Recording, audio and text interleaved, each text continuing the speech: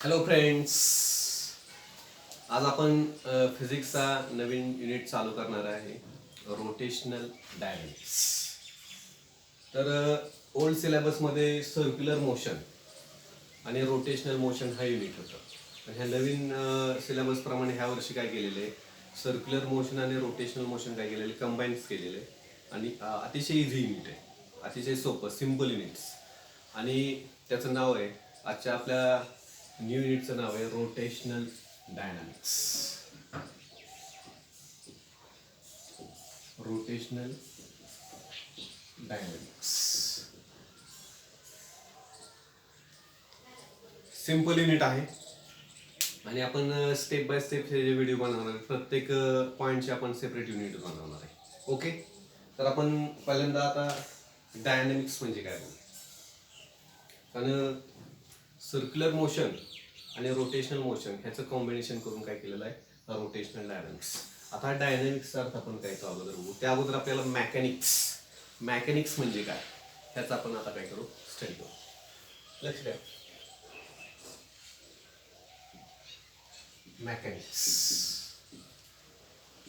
Mechanics म्हणजे काय असणार आहे, it is the branch of physics. It is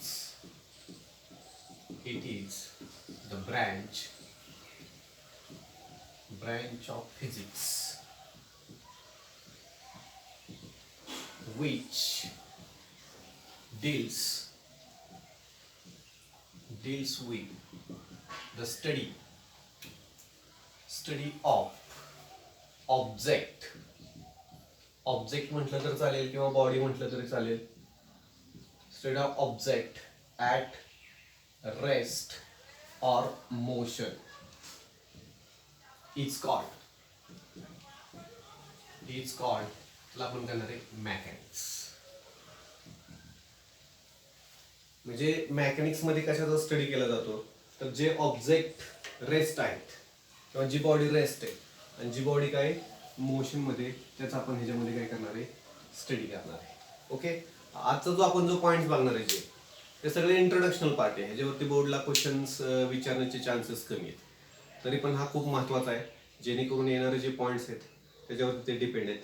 okay, तर आपण हे जे मॅकॅनिक्स म्हणजे बघितलेलं आहे, mechanics is the branch of physics which deals with the study of object. जे ऑब्जेक्ट काय आहेत, रेस्टला आहेत किंवा मोशनमध्ये, त्याचा आपण इथं काय केला जातो, स्टडी केला जातो. आता मॅकॅनिक्सचं क्लासिफिकेशन आपण बघणार आहे.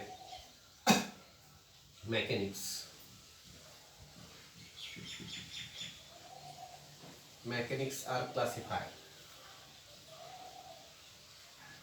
First, आपण त्याला statics.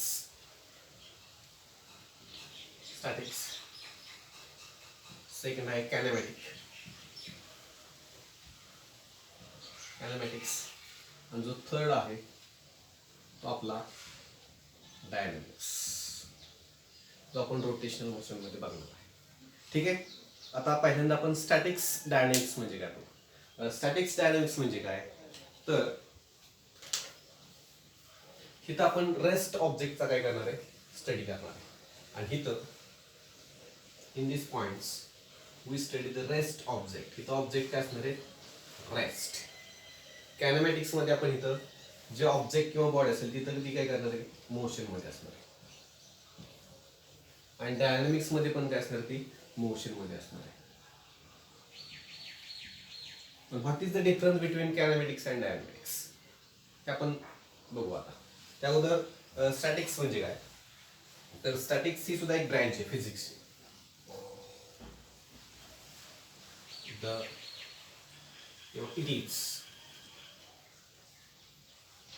it is a branch of mechanics. It is the branch of mechanics which deals with the study of object at rest. Statics मध्ये आपण कशाचा स्टडी करणार आहे, जे ऑब्जेक्ट काय आहेत रेस्टला आहेत त्याचा आपण काय करणार आहे, स्टडी करणार आहे. ही जी ब्रँच आहे स्टॅटिक्स, बरोबर आहे, ह्याचा तुम्हाला डिटेलमध्ये स्टडी इंजिनिअरिंगला आहे. कारण आपण ह्याच्यामध्ये डिटेल्समध्ये त्याचा काय स्टडी करणार आहे. फॉर एक्झाम्पल बघा, समजा एखादा ब्लॉक आहे, आपण सरफेसवरती ठेवलेला आहे, त्याला मास आहे, आणि तो जरी रेस्ट असेल तर त्याच्यावरती डिफरंट फोर्सेस ऍक्ट होणार आहेत, तरी तो ऑब्जेक्ट मूव्ह होत नाही. ओके, त्याचा तिथं काय केला जातो, स्टडी केला जातो, त्याला आपण करणार आहे स्टॅटिक्स, आणि ह्याचा तुम्हाला पुढं आहे त्याचा अभ्यास. ओके, आता नेक्स्ट जे आपण बघणार आहे, नेक्स्ट कॅनेमॅटिक्स. कॅनेमॅटिक्स मध्ये कसं स्टडी आहे बघा.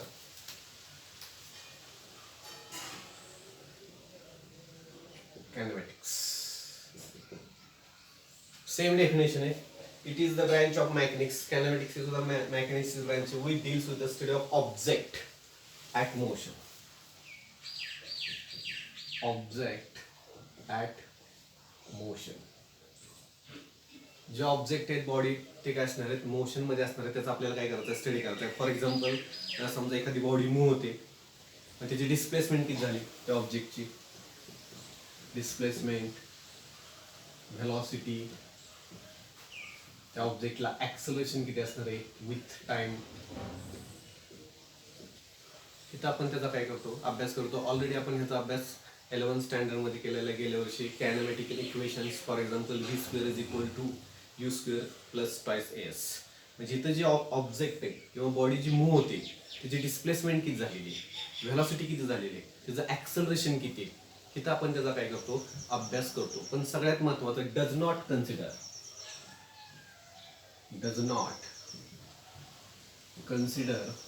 The causes of motion.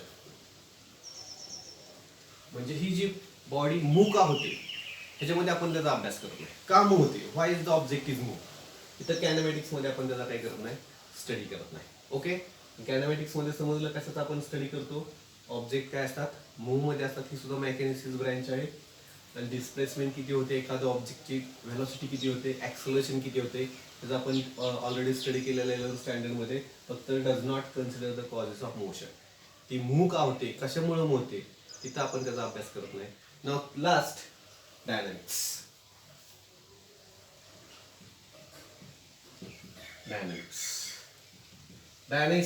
Same definition आहे. It is the branch of, ही सुद्धा मेकॅनिक्सची ब्रँच आहे, which deals with the study of object at motion. इथं ऑब्जेक्ट ऍट काय असणार आहे, ऑब्जेक्ट ऍट मोशन. फक्त what is the difference between kinematics and dynamics. ह्याच्यामध्ये एकच फरक आहे, द स्टडी ऑफ ऑब्जेक्ट, किंवा आपण इथं काय करणार, study of cause of motions, causes of motion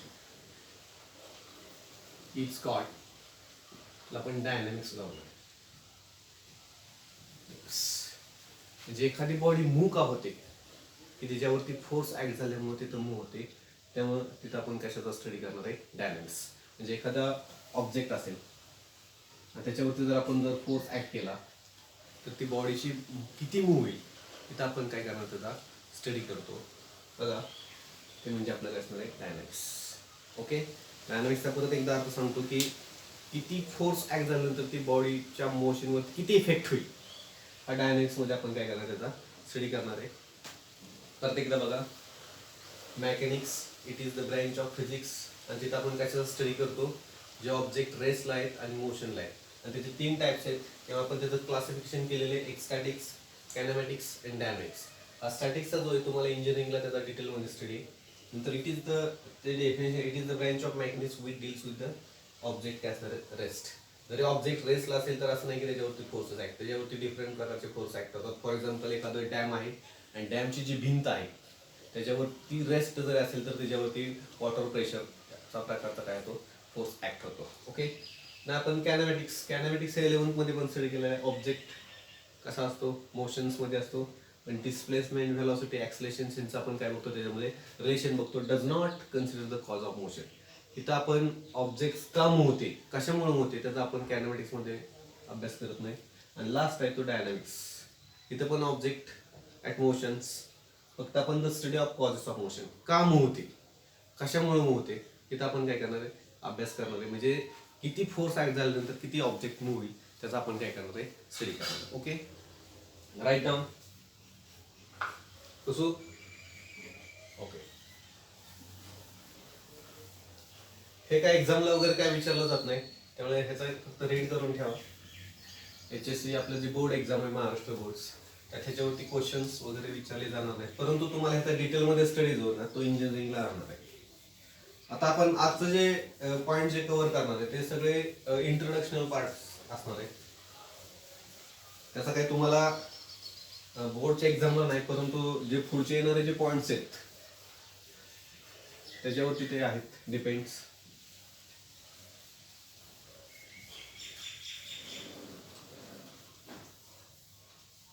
लाव हेडिंग. आपण इंट्रोडक्शन बघू. इंट्रोडक्शन्स.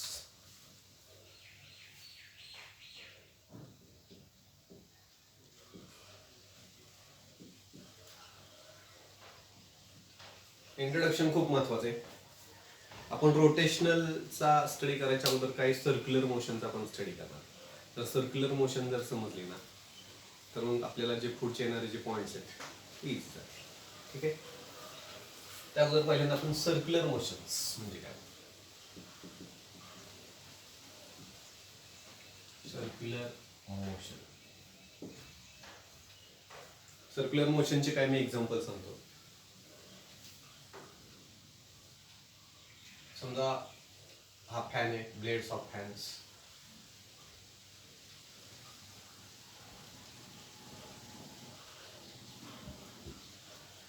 ब्लेड्स ऑफ फॅनची जी मोशन आहे it is the examples of circular motion. Now second, the tip of our hand, second hand, minute hand. हे जे टोक आहे, मिनिट हँड असेल, सेकंड हँड असेल किंवा आवर हँड, ही जी मोशन असणार ती सुद्धा कोणती मोशन असणार आहे सर्क्युलर मोशन्स. किंवा थर्ड, इन एन ॲटम आपल्याला माहिती आहे electrons, negative charge electrons revolves around the nucleus, ही सुद्धा कोणती मोशन आहे सर्क्युलर मोशन्स. फोर्थ आहे एव्हरी प्लॅनेट्स. प्रत्येक प्लॅनेट्स कसे फिरतात अप्रॉक्सिमेटली सर्क्युलर मोशन. हा जो पाथ ऍक्च्युअली इलिप्टिकल आहे परंतु आपण अप्रॉक्सिमेटली म्हणतोय. तर जेवढे प्लॅनेट्स आहेत ते कसे फिरतात सर्क्युलर मोशन. हा जो पाथ आहे हा इट्स लाईक सर्कम्फरन्स. त्याची डेफिनेशन काय बघा. Motion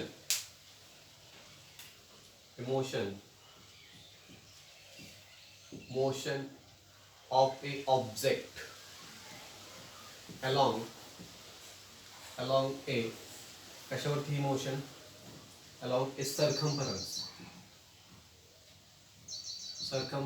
of circle is called circular motions. Easy आहे. ठीक आहे, ही जी मोशन आहे समजा एक आपण एक बॉडी घेतलेली आणि ती अशी फिरते अँटी क्लॉकवाईज आणि ऑब्जेक्ट असा फिरते. ही काय सर्कम्फरन्स, हा काय सर्कलचा सेंटर. आणि ही जी मोशन आहे मोशन ऑफ ए त्या ऑब्जेक्टची कशावरती along a circumference of circle is call, त्याला आपण घेणार आहे सर्क्युलर मोशन्स. नंतर अजून एक आपण डेफिनेशन इंट्रोड्यूस करणार आहे रेडियस वेक्टर किंवा त्याला काय म्हणणार आहे पोझिशन वेक्टर्स. आपल्याला जो ऑब्जेक्ट सर्क्युलर मोशन परफॉर्म करतो त्याची आपल्याला काय दाखवायचे पोझिशन दाखवायची. पोझिशन किंवा रेडियस वेक्टर. जो आपला ऑब्जेक्ट सर्क्युलर मोशन परफॉर्म करतोय त्याचे आपल्याला काय दाखवायचे एक्झॅक्ट पोझिशन्स. बघा आपण एक पार्टिकल घेतलेला आहे किंवा बॉडी. फिजिक्समध्ये बॉडी, पार्टिकल्स, ऑब्जेक्ट्स काय म्हणू शकता. ए पोझिशनला आहे आणि तो असा फिरतोय along a circumference of circle with, बरोबर आहे, अँटी क्लॉकवाईज डायरेक्शन्स. सर्कलचा सेंटर असणार आहे आणि आपण त्याची आता पोझिशन अशी दाखवतो.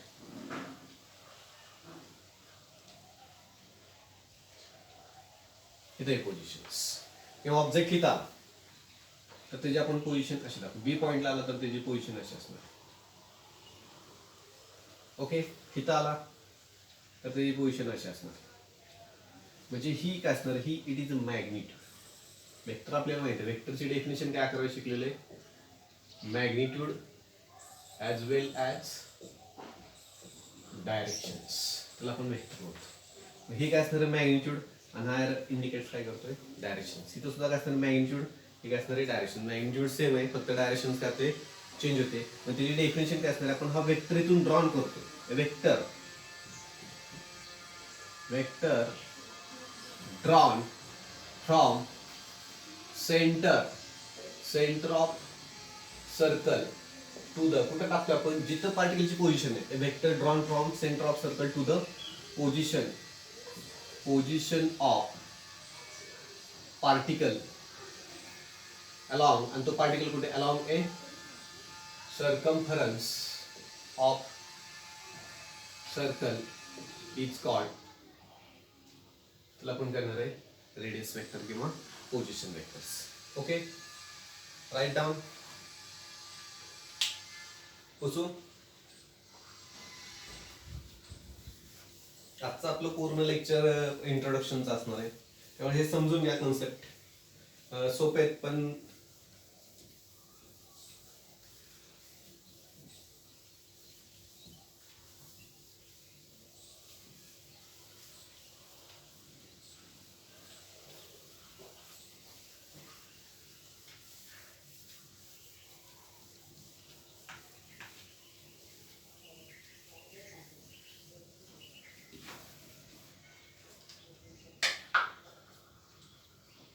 दुसरा आपण एक पॉइंट आपल्याला माहिती आहे 11th मध्ये शिकलेलं आपण, लिनियर डिस्प्लेसमेंट. लिनियर डिस्प्लेसमेंट म्हणजे काय बघा, इंट्रोडक्शन मध्ये आपण सध्या सर्क्युलर मोशन बघतोय. आता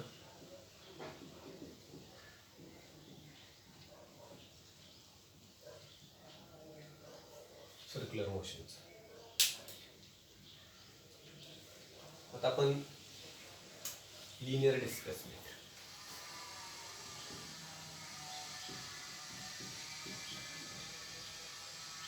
Linear displacement, it is denoted by symbol. Yes, linear motion असतो. आणि सर्क्युलर मोशन मध्ये आपण जे हेडिंग लावणार आहे ते काय असणार आहे, अँग्युलर डिस्प्लेसमेंट.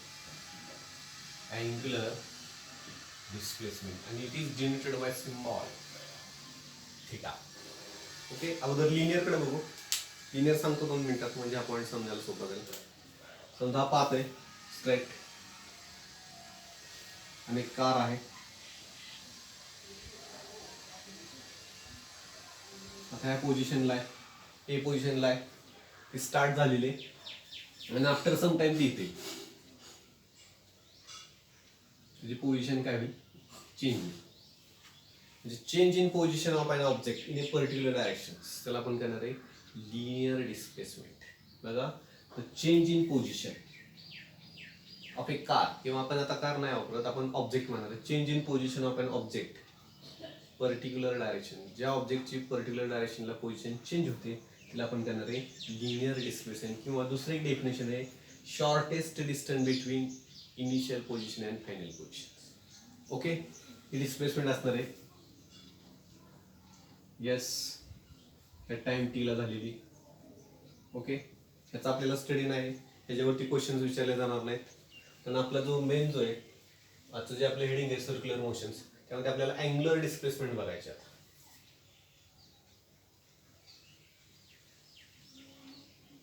ओके,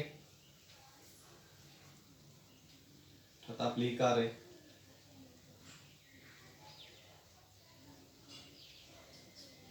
इथून इथे येणार आहे. सर म्हणणार असा काय आम्ही रोड बघितलाय का, तुम्ही काय पण सांगताय. ओके ओके, असं आपण स्टडी करणार आहे येणाऱ्या लेक्चर्स मध्ये. आपण इथं बॉडी असा सुद्धा पाथ आहे, आपल्याला डिटेलमध्ये नंतर स्टडी आहे. ओके, समजा आता पार्टिकल इथे ए पोझिशनला आहे, तो अँटी क्लॉकवाईज डायरेक्शन्स परफॉर्म करतोय along a circumference of circle, center O are with the radius, हा पोझिशन त्याची दाखवते पोझिशन वेक्टर्स.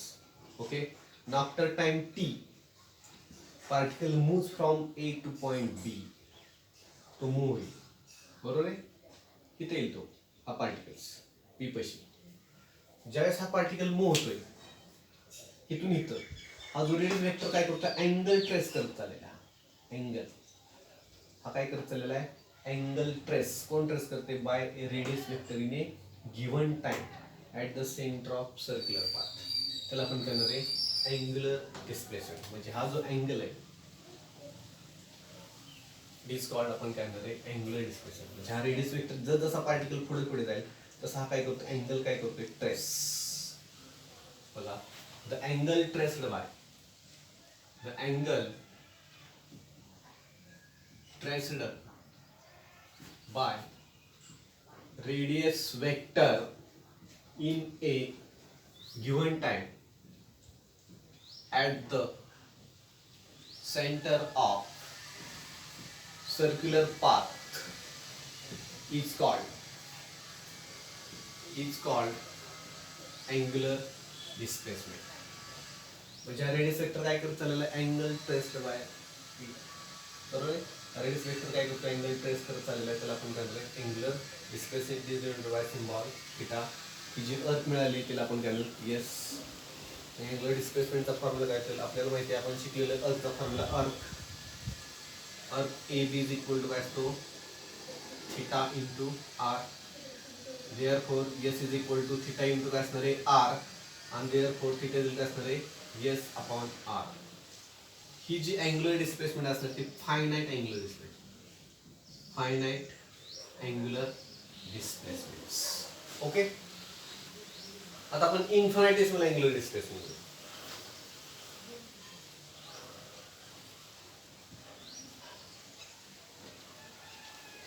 समजा ऑब्जेक्ट इथे ए पोझिशन कशी, ओ सेंटर, रेडियस आर, आणि after time delta t, very very small infinitesimal times, अतिशय लहान टाइम मध्ये ऑब्जेक्ट कुठं मूव्ह होईल, इथं नाही, तो सुद्धा इथे अतिशय बी बनवतो.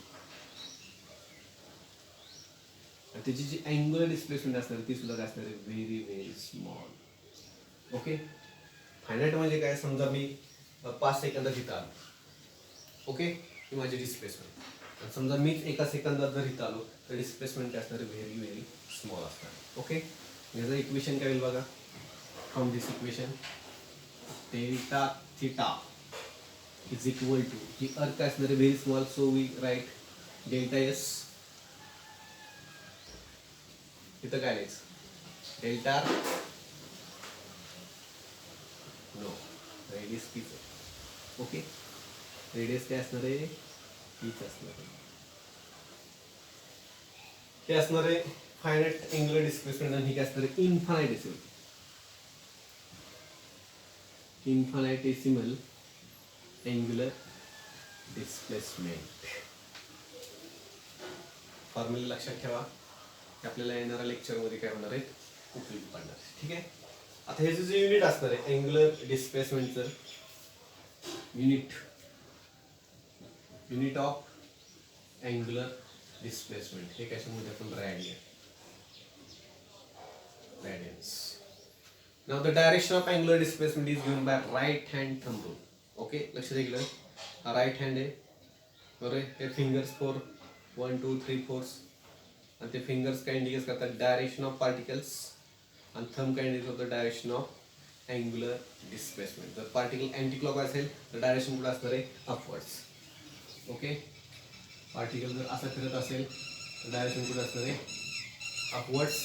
आणि जर पार्टिकल जर क्लॉकवाईज जर फिरत असेल तर ते डायरेक्शन कुठे असणार आहे, डाऊनवर्ड्स. ओके, आता displacement it is a vector quantity. ही कोणती क्वांटिटी, व्हेक्टर क्वांटिटी. आपल्या डेफिनेशन मध्ये सांगितले की change in position of a body in a particular directions. आता इथं डिस्प्लेसमेंट, अँग्युलर डिस्प्लेसमेंट वेक्टर का स्केलर आहे. ओके, तर इथं जे फायनाइट अँग्युलर डिस्प्लेसमेंट आहे it is a scalar quantity. ही कोणती असणार आहे, स्केलर. आणि इन्फायनाइटेसिमल ही काय असणार आहे, वेक्टर. हे कसं काय, तर इथं आपण एक कम्युटेटिव्ह लॉ ऑफ ॲडिशन्स हा लॉ लागणार आहे. कम्युटेटिव्ह लॉ आता प्रत्येक ठिकाणी प्रत्येक शिक्षक तुम्हाला सांगतील वेगवेगळ्या पद्धतीनं, पण आपण इझी पद्धतीने बघा. Commutative law of vector addition काय असतं? Commutative law of vector addition बघा. समजा वेक्टर ए, नंतर हा वेक्टर बी आणि त्यांचा resultant vector C.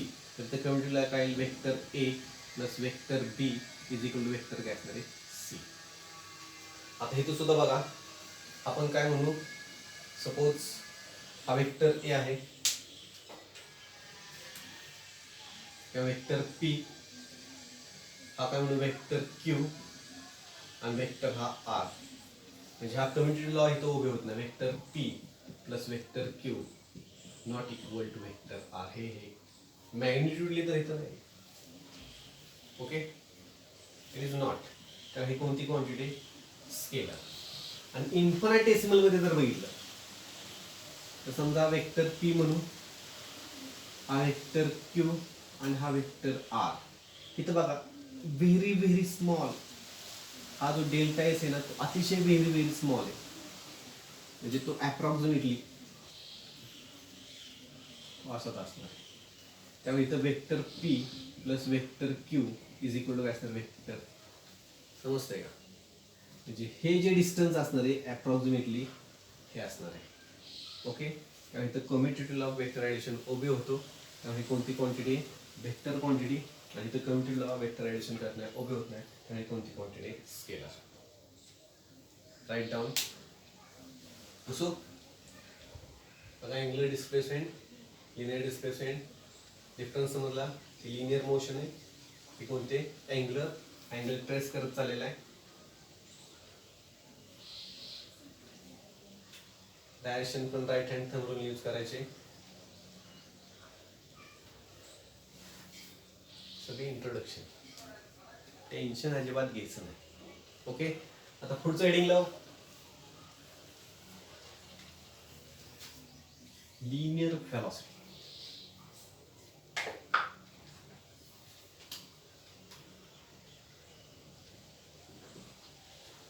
It is denoted by symbol v. इथे काय असतं? अँग्युलर व्हेलॉसिटी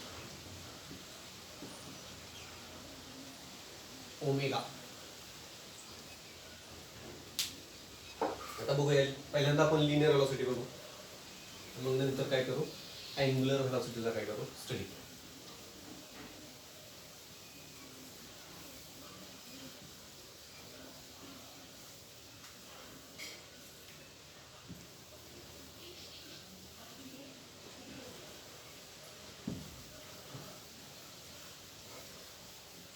अँग्युलर डिस्प्लेसमेंटचा आपण सीईटीला डिटेलमध्ये स्टडी करणार आहे. सीईटीचा ज्यावेळेस मी लेक्चर नवीन लावेल त्यावेळेस पण तुम्हाला सांगेन.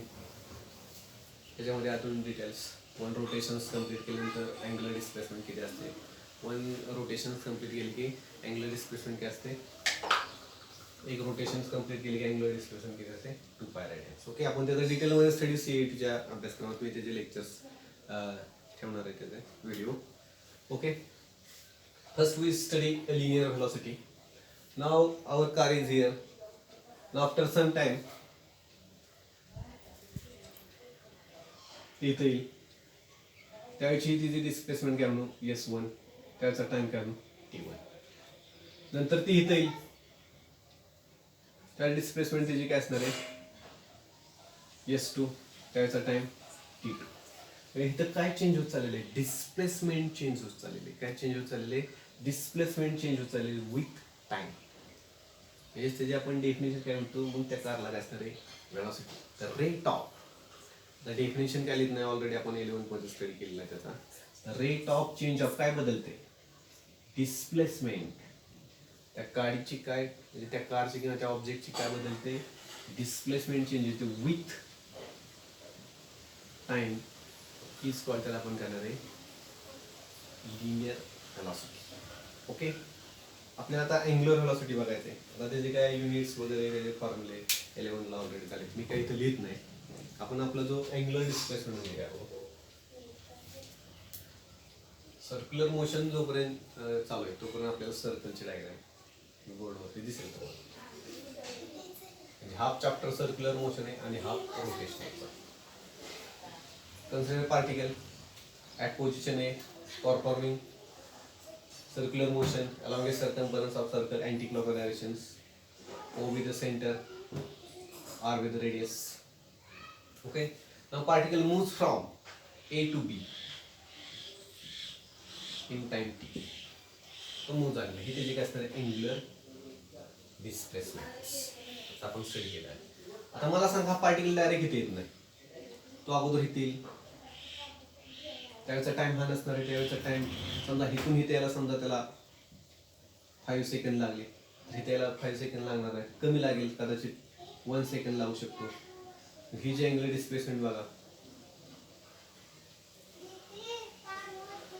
डेल्टा थीटा म्हणून आपण स्मॉल, तर तो पार्टिकल इथे येईल, टाइम वेगळा असेल. समजा सुरुवातीला इथं इथला टाइम केलं टी डॅश, त्यावेळेस तो पार्टिकल इथून इथे येईल त्यावेळेचा टाइम टी डबल डॅश, त्याच्या angular displacement delta theta dash, तर तो पार्टिकल इथे येईल. म्हणजे काय इथं बदलत चाललेलं आहे, जसं इथं लिनियर डिस्प्लेसमेंट बदलत चाललेलं विथ टाइम, तसं इथं सुद्धा काय बदलत चाललेले अँग्युलर डिस्प्लेसमेंट विथ टाइम, त्याला आपण करणार आहे angular. Okay. The rate of change